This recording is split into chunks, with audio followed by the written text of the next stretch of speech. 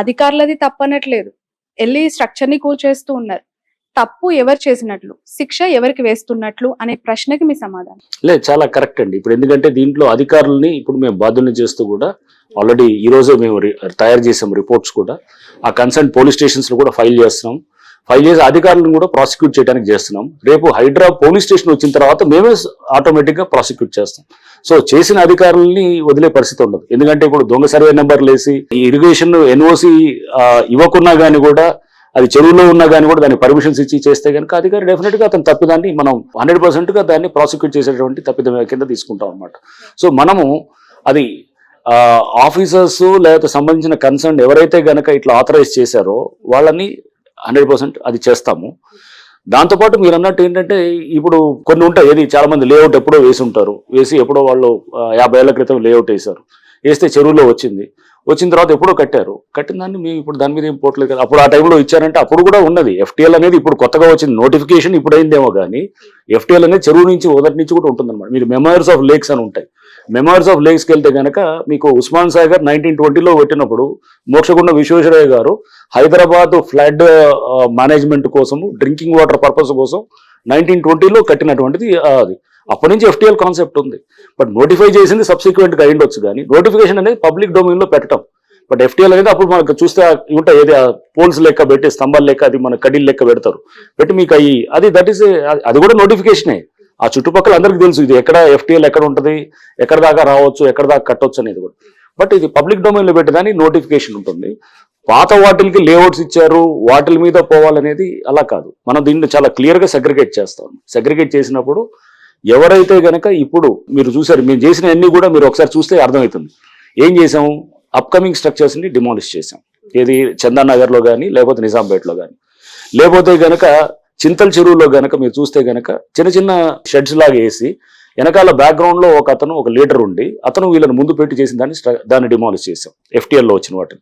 Similar గా గండిపేట దగ్గర ఉన్నటువంటి వాటిల్లో కూడా అక్కడ రిసార్ట్స్, పెద్ద పెద్ద రిసార్ట్స్ వచ్చాయి, దానికి సంబంధించి కూడా డిమాలిష్ చేసాం. బొమ్మురుకు దావులలో కూడా అప్కమింగ్ స్ట్రక్చర్స్ ఏదైతే కనుక కడుతున్నారో ఆ పక్కన కట్టినవి ఆల్రెడీ ఎప్పుడు ఉన్నాయి 3-4, దాన్ని డిమాలిష్ చేయలేదు, కడుతున్న దాన్ని డిమాలిష్ చేసాం. సో మీకు చూస్తే అట్లానే ఎన్ కన్వెన్షన్ ని డిమాలిష్ చేయడానికి కూడా ఎందుకు కారణం, అదే ఆ కన్వెన్షన్ దానికి పర్మిషన్స్ లేవు. పర్మిషన్స్ లేకుండా ఎఫ్టీఎల్ లో ఉంది. సో ఎఫ్టీఎల్ లో ఉందా లేదా ఇదంతా అనేది డిస్కషన్ పేపర్స్ మీద ఉండొచ్చేమో కానీ అక్కడికి వెళ్ళి చూస్తే ఎవరికైనా కానీ ఒక నేకెడ్ ఐకి మనకు అర్థమైపోతుంటది. ఆ నీళ్ళలో వచ్చి అలలు వచ్చి అక్కడ గోడకి ఏది రిటెన్షన్ వాళ్ళకి తగులుతున్నప్పుడు అది చెవుల్లో ఉందా లేదా అనేటువంటి గుడ్డని చెప్పగలుగుతాడు అనమాట. 2 సార్లు ఎక్స్ వేదికగా ఒక అంగుళం గజం స్థలం కూడా నేను కబ్జా చేయలేదు, లేదంటే ఎంక్రోజ్ అవ్వలేదు, పక్కాగా పట్టాలి ఆయన తీసుకుని నేను అక్కడ కన్స్ట్రక్షన్ చేశానని చెప్పి నాగార్జున చెప్తున్నారు. మోరో స్టే కూడా రాలేదని మీరు అన్నారు, వచ్చిందని అక్కడ నుంచి వస్తుంది. ఏం జరిగింది అసలు? నోటీసులు ఇచ్చారా ఫస్ట్ ఆఫ్ ఆల్ మీరు ఎన్ కన్వెన్షన్ కి? పట్టా ల్యాండ్ అనేది ఫస్ట్ ఒక దానికి మనకు క్లియర్గా ఉండాలి. పట్టా ల్యాండ్ అనేది మీరు చూస్తే గనక శిఖం పట్టాస్ అంటారు. అంటే దాన్ని శిఖం పట్టాలంటే ఏంటంటే చెరువు ఉంటుంది, చెరువులో శిఖం పట్టా అంటే గనక చెరువులో డెడ్ స్టోరేజ్ వచ్చినప్పుడు, అంటే డెడ్ స్టోరేజ్ అంటే ఏంటి, బేసిక్ కొంతవరకే ఉంటుంది వాటర్, మిగతాది వాటర్ ఉండదు. ఎప్పుడు వస్తుంది డెడ్ స్టోరేజ్ అనేది?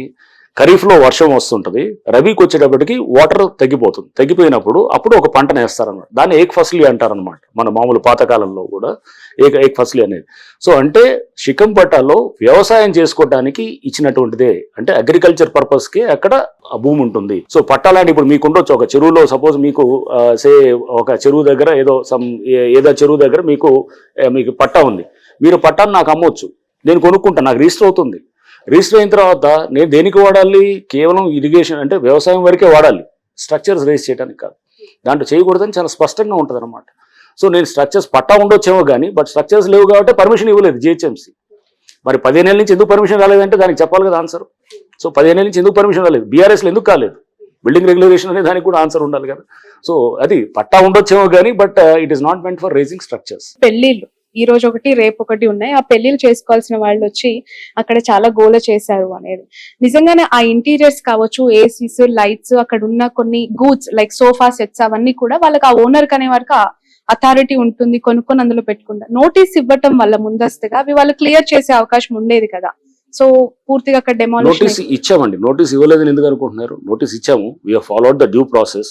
వాళ్ళ ఆ డ్యూ ప్రాసెస్ మేమంతా ఫాలో అవుతూనే వాళ్ళకి మధ్యాహ్నం కల్లా స్టే తెచ్చుకోగలిగారు. So okay. మీరు ప్రాసెస్ ఫాలో అవుతూనే చేస్తాం.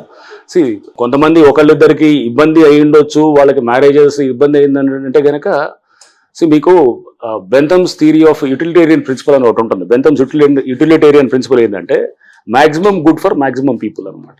అంటే ఎక్కువ మందికి మంచి చేసేది అది కావాలన్నమాట. ఒకళ్ళిద్దరు నష్టపోతారని చెప్పేసి 98-99% మంచి చేసేదాన్ని ఆపరనమాట. సో ఒకళ్ళిద్దరు అనే దానికి డెఫినెట్ గా వాళ్ళకి దానివల్ల నష్టం అయి ఉండొచ్చేమో కానీ నేను కాదనలేను. వాళ్ళ మ్యారేజ్ పెట్టుకునే దానికి డిస్టర్బ్ అయి ఉండొచ్చు. బట్ దానివల్ల ఓవరాల్ గా మీకు సమాజం మీద వచ్చినటువంటి ఇంపాక్ట్ కూడా మనం చూడాలన్నమాట. I was always passionate about accounting and its wide applications. I look up to the successful business analysts and tax professionals. Sun's bachelor programs are powered by market-relevant studies and industry-leading practices. Sun International, Hyderabad, Visakhapatnam.